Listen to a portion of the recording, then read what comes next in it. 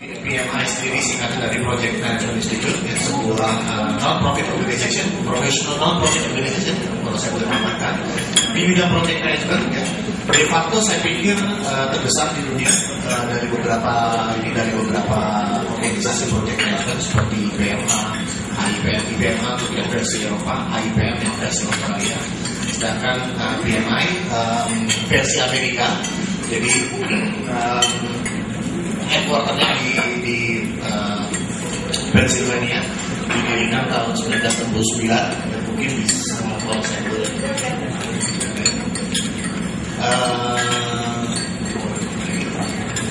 Jadi lepas dari PMI Indonesia Jakarta Indonesia chapter sendiri, jadi headquarternya kami itu ada di Pennsylvania.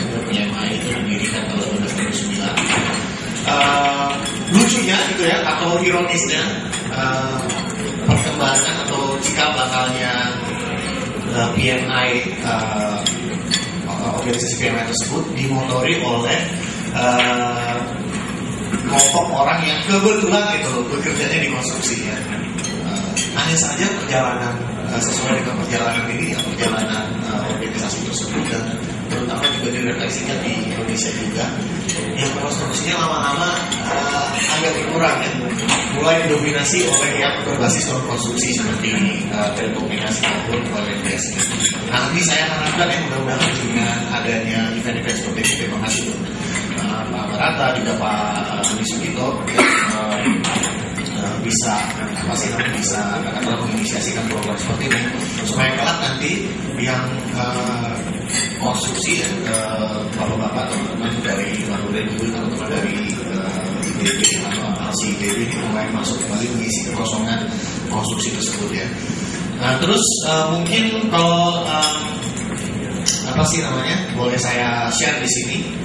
PMI Jakarta Chapter, Jakarta Indonesia Chapter didirikan tahun 1996. Dan founding fathernya waktu itu adalah Pak Hari Guru, yang kebetulan adalah alumni Teknik Sipil ITB.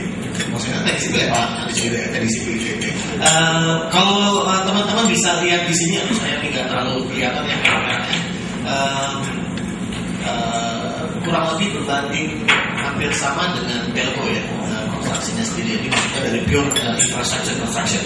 Sedangkan kalau ini maaf saya bicara tentang profilnya keanggotaan PMI di Indonesia. Nah, oil and gas sedikit mendominasi, ya, di 18%, sedangkan sisanya yang mendominasi adalah IT. Terus kalau misalnya bisa lihat yang kecil, ya, ada mining, ada manufacturing, ada academic, ada banking, dan lain sebagainya. Jadi kalau dilihat dari dilihat dari garis atau benang merahnya PMI sendiri, kita tidak terdominasi oleh salah satu industri tertentu. Tapi saya mengharapkan gitu, ya, makin banyak teman-teman yang dari konstruksi yang bisa mengisi katakanlah perkembangan project management yang ada di Indonesia. Terus alhamdulillah kami akhirnya selama beberapa tahun terakhir, ya, memiliki virtual office, ya, di Tanah Merah. Mungkin kami sebulan sekali paling nggak kami ke sana, ya, paling tidak gitu, ya. Atau kalaupun enggak, ya, kami dikirimin invoice setiap bulan sama Tanah Merah. Membership PMI chapter members ini 149 sampai sekarang. Sedihnya gitu loh. Sebenarnya kita pernah memiliki mempunyai masa kejayaan, ya, di tahun era 1990-an, di mana kita tergolong yang pasti memiliki members yang cukup besar. Satu, members yang besar. Yang kedua juga PMP atau Project Management Professional Certificate itu juga yang terdominasi, ya, maksudnya cukup besar, ya, dibanding beberapa negara di ASEAN. Tapi sekarang kalau kita lihat gitu, ya, nanti ada slide-nya itu Mbak Naya berbanding sama ini. Oh, nggak apa-apa, nanti hasil saya coba berikan secara kualitatif saja. PMP di Indonesia jumlahnya 300, ya. Terus kalau misalnya kita coba lihat profilnya sendiri, mulai dari 2010, alhamdulillah, ya, jumlah kita secara members itu mulai meningkat, ya, taking up lagi. Di 2008-2009 itu kita kalau istilah itu istilah katakanlah istilah non formal itu diusap kira sehingga pernah mencapai angka 98 ya. Jadi cukup ironis ya kalau kita coba membandingkan dengan jumlah penduduk Indonesia yang hampir 250 juta orang, sedangkan dari orang yang memiliki katakanlah yang dari 250 itu sekitar 100 juta jiwa yang masih aktif bekerja, mungkin hanya sebagian juga yang aktif di bidang infrastruktur, tapi hanya 304 ya. Dibandingkan dengan Singapura ya, yang sudah hampir 5.000 jumlah PNB ya. Negaranya jauh lebih kecil dari Indonesia, tapi jumlah sertifikat jumlah orang yang memiliki sertifikat PNB itu hampir 5.000. Diikuti kalau nggak salah yang kedua itu Malaysia ya.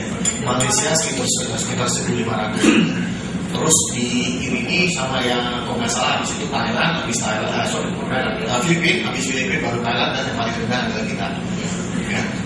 Ironis sekali ya, menyedihkan sekali, dan saya harapkan ya dengan adanya event seperti ini saya bisa membangkitkan kembali semangat project management di Indonesia supaya kita bisa mengejar kekosongan ini.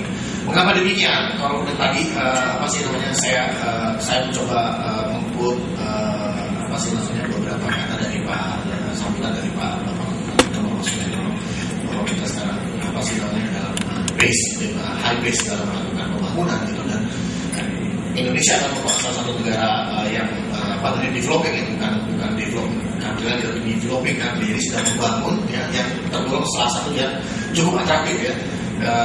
Ditambah terakhir kalau saya nggak salah bencana alam di salah satu negara tetangga kita yang memberi angin segar ke kita ya, di mana ada kemungkinan beberapa investasi yang penting akan lari ke Indonesia karena mempertimbangkan bencana alam yang cukup besar ya, sehingga pastinya kita akan memiliki gap antara supply dan demand-nya. Demand-nya lebih tinggi, supply-nya mungkin masih dalam tanda petik sangat jauh ya. Mungkin kalau